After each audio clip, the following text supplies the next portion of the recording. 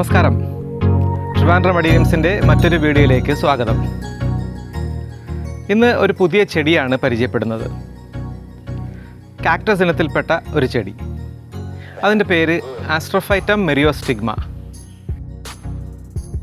അപ്പോൾ ഇതാണ് നമ്മുടെ ആസ്ട്രോഫൈറ്റം മെരിയോസ്റ്റിഗ്മ. ഇതൊരു കാക്ടസ് ആണ്. അപ്പോൾ നിങ്ങൾ ചിന്തിക്കാം, കാക്ടസ് അല്ലേ, ഇതിൽ നിറയെ മുള്ളുകൾ ഉണ്ടാകണ്ടേ എന്ന്. എന്നാൽ ഇതിൽ മുള്ളില്ല. ഇത് മുള്ളില്ലാത്ത ഇനം കാക്ടസ് ആണ്. മുള്ളിന് പകരം ഇതിൽ നിറയെ ഡോട്ട്സ് ആണ്. അതുകൊണ്ട് തന്നെയാണ് മെരിയോസ്റ്റിഗ്മ എന്ന് പറയുന്നത്. മെരിയോസ്റ്റിഗ്മ എന്നാൽ മെനി ഡോട്ട്സ് എന്നാണ് അർത്ഥം.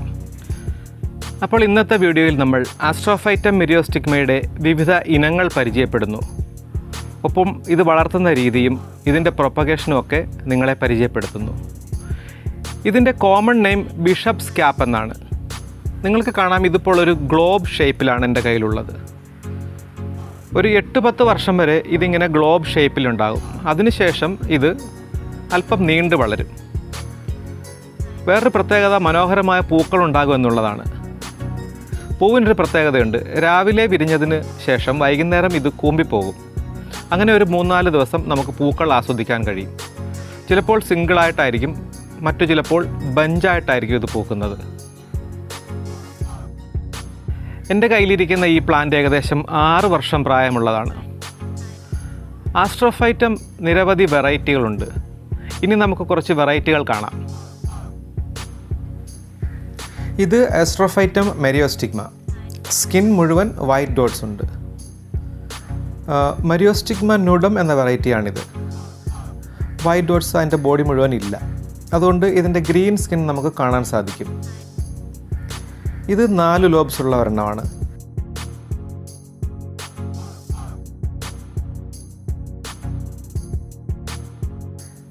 ഇത് 3 ലോബ്സ് ഉള്ള മറ്റൊരു മെരിയോസ്റ്റിഗ്മ. ഇത് കണ്ടോ, ഇത് 3 ഹെഡ്സ് ഉള്ള മറ്റൊരെണ്ണമാണ്.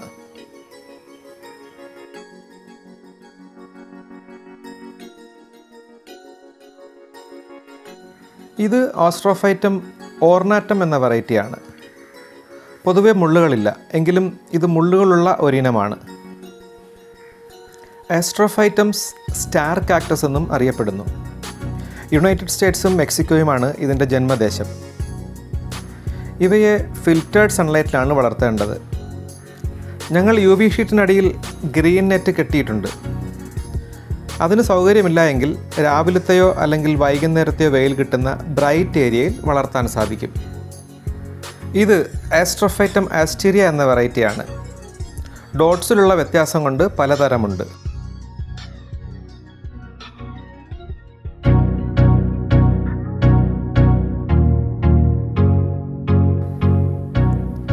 വി പാറ്റേണുള്ള ആസ്റ്റീരിയാസ് വളരെ സ്പെഷ്യലാണ്.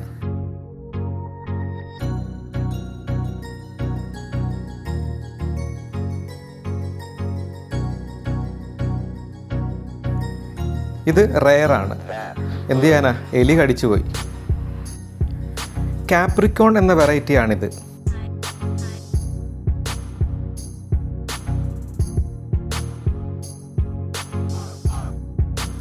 നല്ല നീണ്ട മുള്ളുകളാണ്, എന്നാൽ തീരെ കട്ടിയില്ല.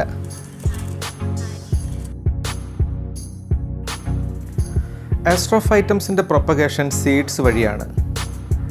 ഇങ്ങനെ സീഡ്സ് കളക്ട് ചെയ്ത് കോക്കോപീറ്റിൽ സോ ചെയ്യാം.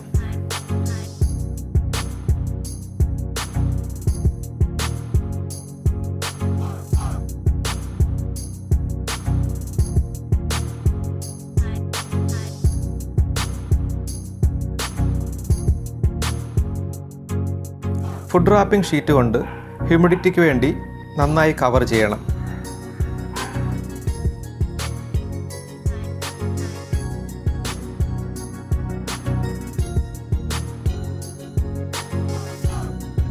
മുളച്ചു കഴിഞ്ഞതിന് ശേഷം കവർ മാറ്റാം.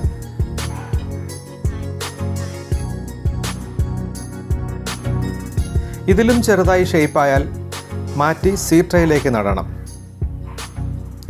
ജനറൽ കാക്ടസ് കെയറിൻ്റെ ഒരു വീഡിയോ നേരത്തെ ചെയ്തിട്ടുണ്ട്. അതിൻ്റെ ലിങ്ക് ഡിസ്ക്രിപ്ഷനിൽ കൊടുത്തിട്ടുണ്ട്. ഇത് നമ്മൾ നേരത്തെ കണ്ട ആസ്ട്രോഫൈറ്റം ആസ്റ്റീരിയ വിഭാഗത്തിൽപ്പെട്ട ഒരു ചെടിയാണ്. സീഡ് മുളച്ച് ഏകദേശം ഇത്രയും ആകാൻ അതായത് ഈ ഒരു സക്കുലൻ പോട്ടിൻ്റെ അത്രയും ആകാൻ 2 വർഷത്തോളം വേണ്ടി വരും. അപ്പോൾ ഇന്ന് ഇത്രമാത്രം. മറ്റൊരു വീഡിയോയുമായി വീണ്ടും കാണും വരെ നന്ദി, നമസ്കാരം.